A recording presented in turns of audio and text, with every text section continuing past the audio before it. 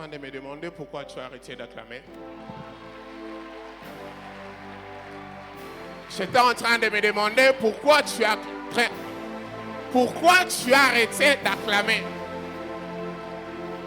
Il ne s'agit pas de Nicolas qu'on était en train d'acclamer, mais il s'agit de celui qui a permis à ce que Salem soit ici, la conquête soit ici, la borne soit ici, Agneau Mollet soit ici. Il est celui qui a permis à ce que ce soir, la conquête qui est la tête soit là, Agneau Mollet qui est le membre soit là, Salem qui est le bras soit là. Oh, j'étais en train de dire, la borne qui est le pied soit là. C'est que, oh, ça... Il ne manquait que viens se voir. Et vous savez, viens se voir, c'est quoi? C'est ce qui est dans la tête. Et c'est qu'ensemble tous, nous réunissons ce qu'on appelle ce soir les corps du Christ. Aïe! Chama! Que Dieu nous bénisse abondamment.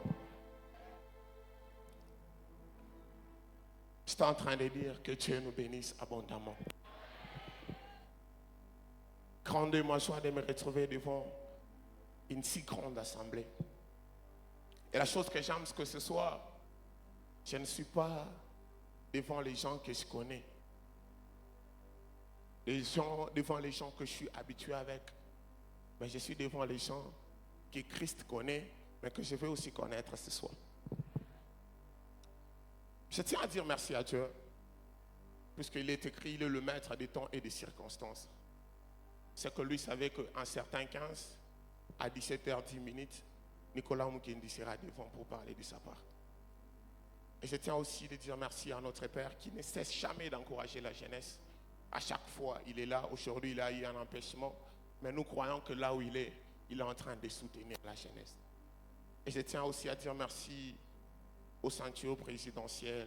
Je vois tous mes présidents, le président Dominique, le président Pierre, Maman Doxana, que Dieu vous bénisse abondamment.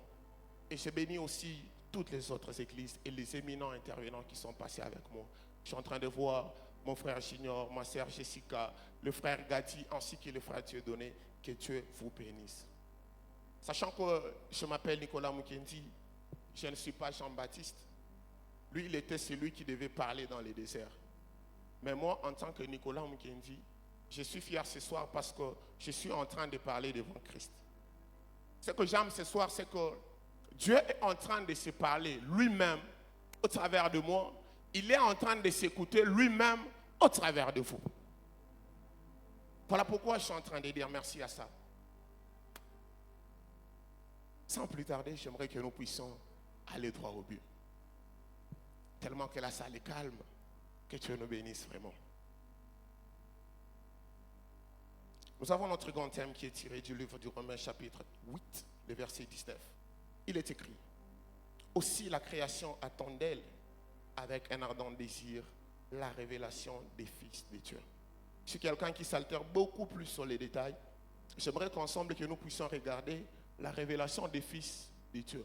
Vous allez voir ensemble avec moi que sur des fils, il y a un S. Pour les francophones, ils me diront que ça veut dire le pluriel si je ne me trompe pas. Nous sommes d'accord? Retenons ces détails, ils vont nous aider là où nous sommes en train de partir. Avant d'aller loin, j'aimerais dire à une personne quelque chose. C'est que l'ignorance de ce que nous devons être est une source de stabilité à ce que nous ne devons pas être. Je m'explique. Lorsque je suis dans l'ignorance que c'est moi le Fils de Dieu, automatiquement je suis dans l'obligation de subir les conséquences ou les avantages qui sont reliés à ceux qui ne sont pas les Fils de Dieu. Je suis en train de me faire expliquer. Voilà pourquoi ce thème a été illustré afin de faire comprendre à un fils que tu es fils et que la création attend de toi. Parlant de la création, j'étais en train de poser la question à l'apôtre Paul. J'étais en train de lui dire, l'apôtre Paul, Pourquoi tu as parlé de la création? La sœur Jessica en a énuméré. Parlant de la création, il s'agit des plantes, on passe par les arbres pour finir à l'homme. Mais l'apôtre Paul, je lui pose la question, Monsieur Paul, pourquoi tu n'as pas parlé des hommes qui devraient attendre la révélation des fils de Dieu, mais tu as parlé de la création? Écoutez la réponse que l'apôtre Paul est en train de me donner. Il est en train de me dire ceci, Nicolas Mukendi, si je devrais parler en disant, les hommes attendent avec un ardent désir la révélation des fils de Dieu, automatiquement, je devais limiter le Fils de Dieu dans le temps. Je devais limiter le Fils de Dieu dans l'espace. Mais lui, en tant que Fils de Dieu, il est celui que la création doit attendre. Pourquoi? Parce qu'en tant que Fils de Dieu, il viendra non pas pour régner que sur les hommes. Non. Parce que si on parlait des hommes, il va régner que sur les hommes. Mais on doit parler de la création parce que le Fils de Dieu doit régner sur les arbres. Le Fils de Dieu doit régner sur les plantes. Le Fils de Dieu doit régner sur les animaux. Raison pour laquelle l'apôtre Paul était en train de dire la création. Aïe. J'espère que je suis en train de me faire comprendre. J'espère que je suis en train de me faire comprendre. Et lorsque l'apôtre Paul était en train de me répondre, j'étais en train de comprendre encore une chose. C'est que la création attend la révélation d'un fils. Et qui est le fils? Matthieu est en train de nous dire, celui-ci est mon fils bien-aimé, en qui j'ai placé toute mon affection. Là, ce n'est pas mon problème. Mais ce soir, j'essaie de comprendre autrement les fils de Dieu. J'étais en train de me faire une maquette. Partant de Matthieu, j'ai compris une chose. C'est que le Fils de Dieu, c'est un contenant qui a pour contenir la totalité de l'affection de Dieu.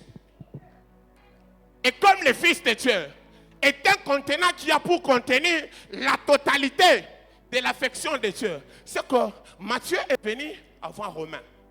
Il y a un problème. Matthieu vient avant Romain. Romain vient le 5e livre après Matthieu. Une question que je me suis posée. L'apôtre Paul, il est en train d'écrire à Romains, la révélation, aussi longtemps la création attend d'elle avec un ardent désir la révélation des fils de Dieu. C'est dans Romains qui est en train d'écrire ça. Mais le Père est en train d'affirmer sa paternité sur le Fils dans Matthieu. Il y a un problème qui se pose. J'ai posé encore une autre question à l'apôtre Paul. Monsieur Paul, ce que tu es en train de faire, ce n'est pas un coup d'état par hasard. Comment tu peux parler de la révélation du Fils de Dieu et bizarrement tu le mets au pluriel? Maintenant que le Père a affirmé, a confirmé sa paternité sur le Fils en Matthieu. Il me répond en me disant ceci. Vous savez que notre Dieu, c'est un très grand businessman. Vous le savez. Vous savez que notre Dieu, c'est un très grand businessman. Qu'est-ce qu'il fait? Il a compris la loi de l'investissement. Il s'est porté garant, il a dit ceci. Moi, en tant que père, la création, elle est grande. Le monde est si grand. La nature, elle est grande. Le royaume dans les cieux est tellement grand. Mais j'ai besoin de représentants qui pourront agir sur mon nom. Voilà pourquoi il a mis la loi de l'investissement en marche. Qu'est-ce qu'il a fait? Il a investi la vie d'un seul Jésus afin d'avoir plusieurs Jésus.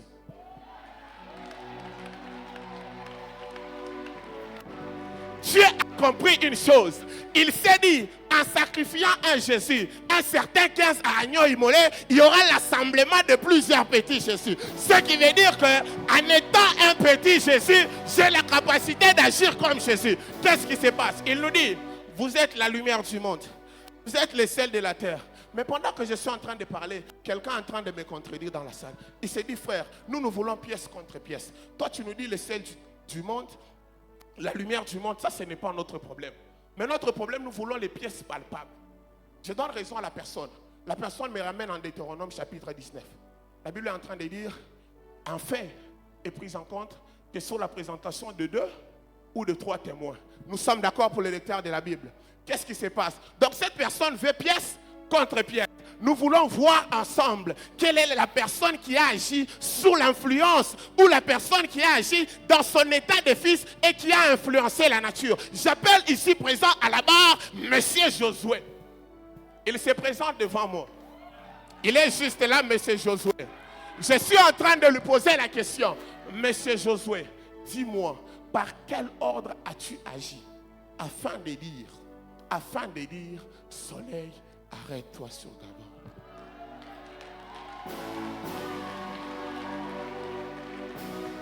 Il est en train de me dire ceci. Nicolas Mukendi, j'espère que tu as lu. C'est par moi-même, personne. J'ai agi par moi-même, puisque moi, je suis un fils de Dieu. On passe à notre deuxième témoin. J'appelle ici présent, à la barre, Monsieur Élie. Il a le nom de mon père. Je suis en train de lui poser la question. Monsieur Élie, par quel ordre ou par quelle puissance as-tu agi pour dire? As-tu agi pour dire qu'il n'y aura ni pluie, ni rosée? Il est en train de me répondre. Il me dit, Nicolas Mukendi, tu es un lecteur de la Bible. Tu es un lecteur de la Bible. Voici un détail. Il est en train de me dire, il n'y aura ni pluie, ni rosée. Ce que j'aime, c'est la fin. Il est en train de me dire, sinon à ma parole, c'est que ma position en tant que fils de Dieu me donne le privilège de changer la saison. Je voulais m'arrêter, mais je suis en train de voir notre troisième témoin qui est en train de venir. Vous savez, notre troisième témoin, c'est qui? Mon père, l'apôtre Ézéchiel Mboye, se l'appelle en disant l'homme de Galilée.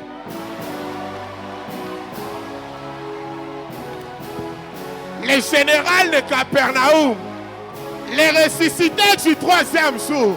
Oh, j'aimerais te dire ceci. Notre troisième témoin à la barre, il s'appelle Jésus. Je suis en train de le voir.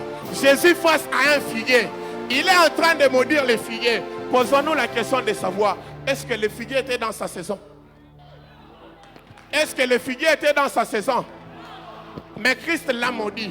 Je lui pose la question, Christ, pourquoi tu as fait ça?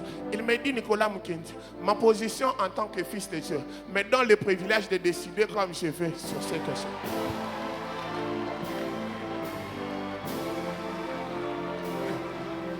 Je voulais m'arrêter, mais je suis en train de le voir.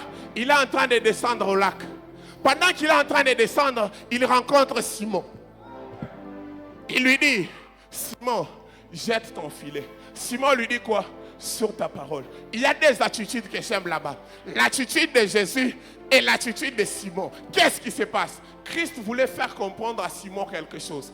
Simon, la loi de la pêche dit ceci. C'est la nuit que le poisson remonte à la surface. Ça, c'est sûr. Mais cette loi-là ne pourra pas ôter le privilège que j'ai en tant que fils de Dieu. Si selon la loi, c'est la nuit que le poisson remonte à la surface. Mais selon le ciel, c'est pendant le jour que Simon, tu dois... Bizarrement, je sens que ça coule encore. Qu'est-ce qui se passe avec Simon? Simon lui dit, jette les filets. Imaginons si Simon était un quinois président Arnold. Il allait dire, pourquoi ne pas jeter? Père naenda ke la mokili, Père naenda ke la mbisi, namai. Qu'est-ce que je peux faire moi en tant que Simon? Je jette les filets. Ah, je voulais m'arrêter, mais comme nous sommes debout, je suis en train de voir Christ aux noces de Cana. Qu'est-ce qui se passe aux noces de Cana?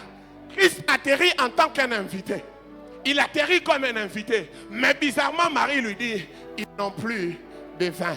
Qu'est-ce qui se passe? La position de Christ en tant qu'invité change en position de celui qui doit donner la solution. C'est que notre position en tant que fils de Dieu. Oh, avant que je ne continue, est-ce que Marie avait vu là où Christ avait fait un miracle? Non. Est-ce que Marie avait déjà vu Christ créer du vin? Non. La Bible précise que c'était le premier miracle. Mais pourquoi elle lui fait tant confiance? C'est que Marie en elle-même s'est dit, bien sûr que le monde dit je suis la mère de ses fils, mais en réalité moi en tant que mère je reconnais que je ne suis pas la mère. Il a un père dans les cieux, c'est pour qui il est le père. C'est qu'en tant que père, en tant que fils de celui qui est dans les cieux, il a la capacité de changer l'eau en vin malgré qu'il ne l'a jamais fait. Aïe, chiama. J'aimerais faire comprendre quelque chose à une personne. Mon frère, ma soeur, nous on n'a pas besoin d'être influenceurs sur TikTok. On n'a pas besoin d'être influenceurs sur YouTube. Donne ta vie à Jésus, on va changer ce monde.